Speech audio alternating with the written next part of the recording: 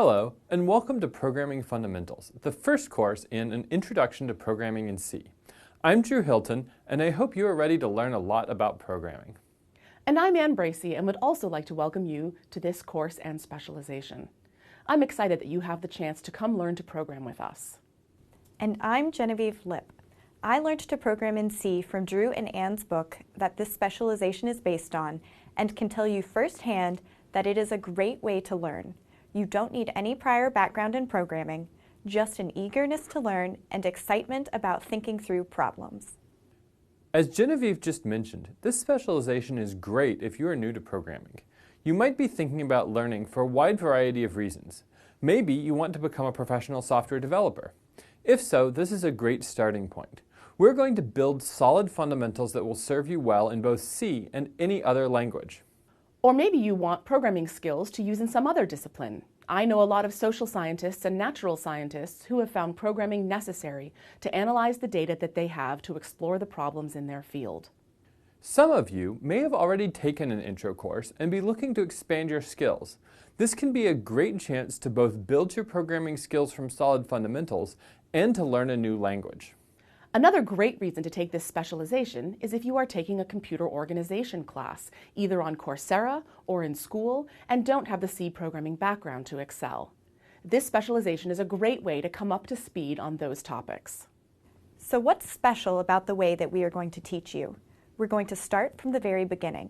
A lot of programming courses assume you can just figure out how to write code from seeing a few examples. We aren't going to do that. Instead, we're going to teach you a step-by-step approach to solve programming problems. This 7-step approach is a great way to tackle any programming problem, from smaller ones that you will use as practice in this course, to large complicated ones that you will use in real-life situations. We're also going to teach you how to read code as well as how to write it. After all, how can you write if you can't read?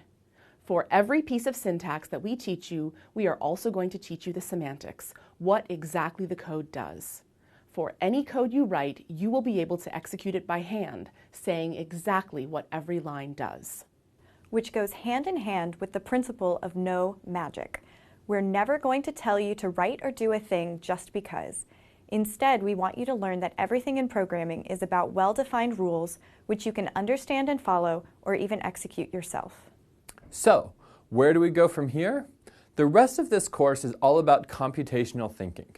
You'll learn a lot of important concepts: how to design an algorithm to solve a problem, how to execute a piece of code by hand, and the everything is a number principle. These will lay the foundation for you to start writing programs in C in Course 2. Speaking of Course 2, that is where you will learn to use a variety of tools that are important to develop your code. You'll learn things like how to turn your code into an actual program that the computer can run, which is called compiling. You'll also learn about testing and debugging, finding and fixing mistakes in your program. In Course 3, you will learn about ways to store more complex data using pointers, arrays, and strings. If you don't know what these are now, no problem. We'll explain them when we get there. And in Course 4, we'll learn how to interact with the user in the system, as well as how to dynamically allocate memory when you don't know in advance how much data you have to work with. So, let's get started.